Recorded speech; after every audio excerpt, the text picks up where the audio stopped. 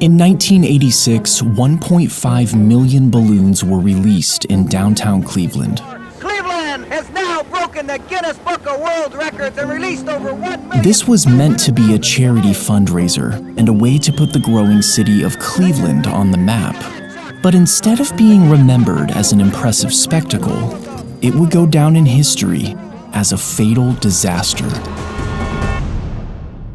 The event was called Balloonfest, and it was Cleveland's way of trying to rebrand. You see, at the time, they had a pretty rough reputation, which was exemplified by its well-known nickname. City leaders wanted to prove that Cleveland wasn't a mistake, and that it was well on its way to becoming a world-class city. The previous year, Disneyland had claimed the Guinness World Record for the biggest simultaneous balloon launch. And for some reason, the city leaders thought that outdoing Disneyland was the perfect way to start cleaning up Cleveland's image. Soon after, the United Way of Cleveland developed their ambitious plan to launch nearly 1,500,000 balloons over the city. The event required 6 months of planning, including the construction of a net the size of a city block. It took thousands of volunteers hours to fill the balloons. And finally, on September 27, 1986, the day of Balloonfest arrived.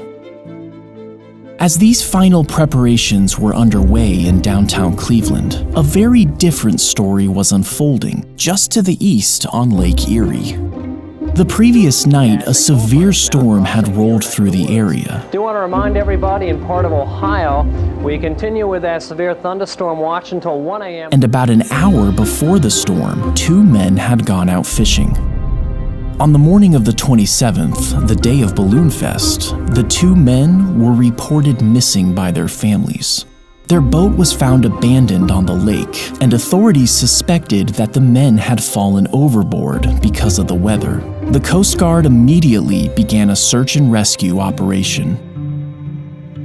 Meanwhile, in Cleveland's public square, over 100,000 people had gathered to witness the balloon launch.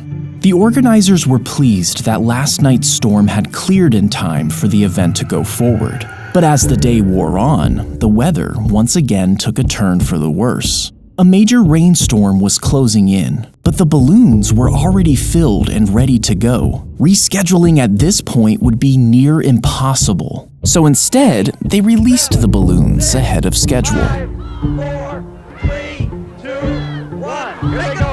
Lift off. Amazing. And the fan is up, and there they go, John. The Guinness Book of World Records has just been broken in Cleveland. Over 1,500,000 balloons. There was no doubt about it. The launch was spectacular. We did it! It was a tremendous moment of triumph for the city of Cleveland. But unfortunately, this moment of triumph did not last long.